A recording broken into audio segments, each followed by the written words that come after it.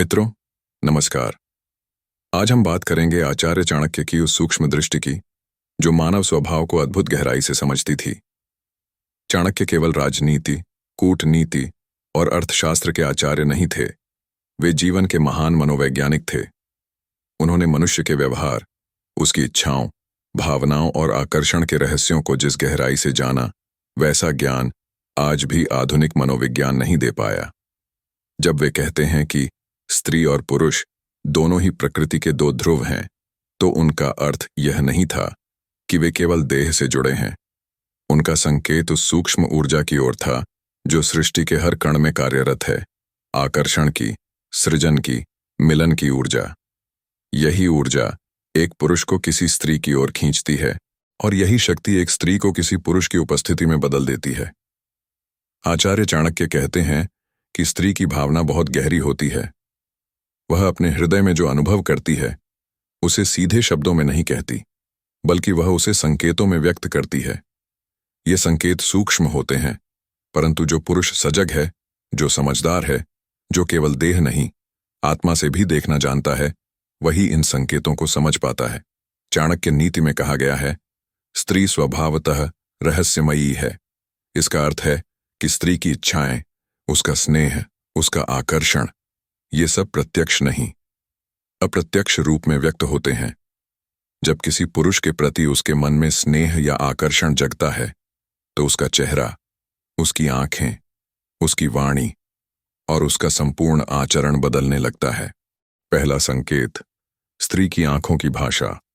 चाणक्य कहते हैं कि जब किसी स्त्री के मन में किसी पुरुष के प्रति आकर्षण होता है, तो सबसे पहले उसकी आंखें बोलने लगती हैं। स्त्री की आंखें उसके हृदय का दर्पण होती हैं। वह भले ही कुछ न कहे, पर उसकी दृष्टि बहुत कुछ कह देती है। जब वह उस पुरुष को देखती है जिसके प्रति वह खिंची हुई है, तो उसकी आंखों में एक अलग सी कोमलता आ जाती है, एक सहज लज्जा, पर उसी के साथ एक गहरी अपनत्व की चमक भी होती है। कभी कभी वह अनजाने में उस पुरुष की ओर बार बार देखती है, फिर नजरें चुरा लेती है। ये संकेत बाहरी नहीं, भावनात्मक होते हैं।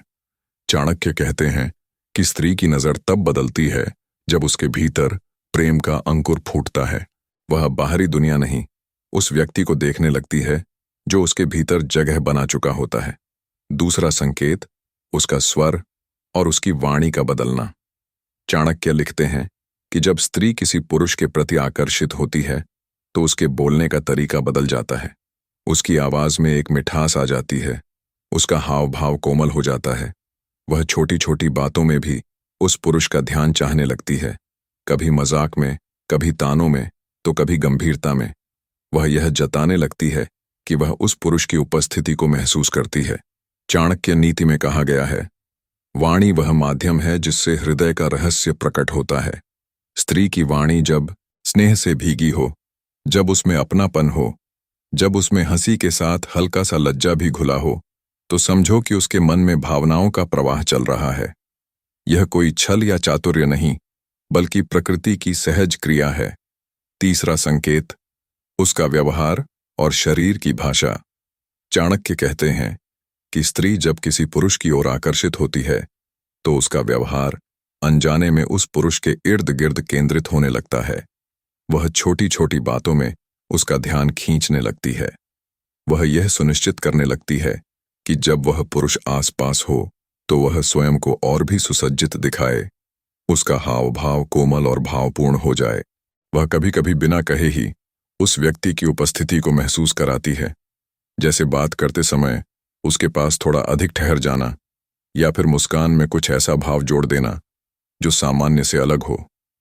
यह सब संकेत हैं उस आंतरिक खिंचाव के, जिसे स्त्री शब्दों में नहीं कहती, पर हर कर्म में जीती है।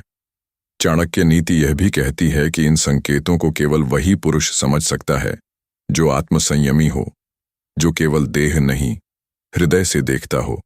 क्योंकि अगर पुरुष वासना की दृष्टि से देखेगा, तो वह इन संकेतों का अर्थ गलत लेगा, पर यदि वह सजग होकर देखेगा, तो उसे स्त्री के प्रेम की गहराई समझ आएगी।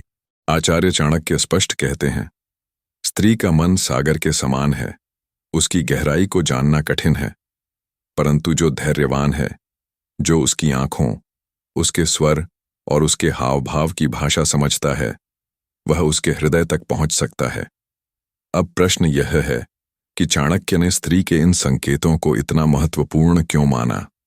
क्योंकि वे जानते थे कि प्रेम और आकर्षण जीवन की मूल ऊर्जा है। जिस दिन पुरुष इस ऊर्जा को समझना सीख जाता है, वह वासना से ऊपर उठकर प्रेम में प्रवेश करता है। स्त्री का आकर्षण कोई कमजोरी नहीं है, बल्कि वह जीवन की शक्ति का प्रतीक है। चाणक्य कहते हैं कि जब कोई स्त्री किसी पुरुष के प्रति आकर्षित होती है, तो वह केवल देह से नहीं, भाव से जुड़ना चाहती है। उसका उद्देश्य केवल शारीरिक मिलन नहीं, बल्कि आत्मिक संतुलन होता है। परंतु चाणक्य यह भी चेतावनी देते हैं, जो पुरुष इन संकेतों को स्वार्थ के लिए उपयोग करता है, वह विनाश को आमंत्रित करता है। इसीलिए चाणक्य नीति का सच्चा अर्थ है, समझो पर दुरुपयोग मत करो। स्त्री के आकर्षण का सम्मान करो, उसे समझो पर उसे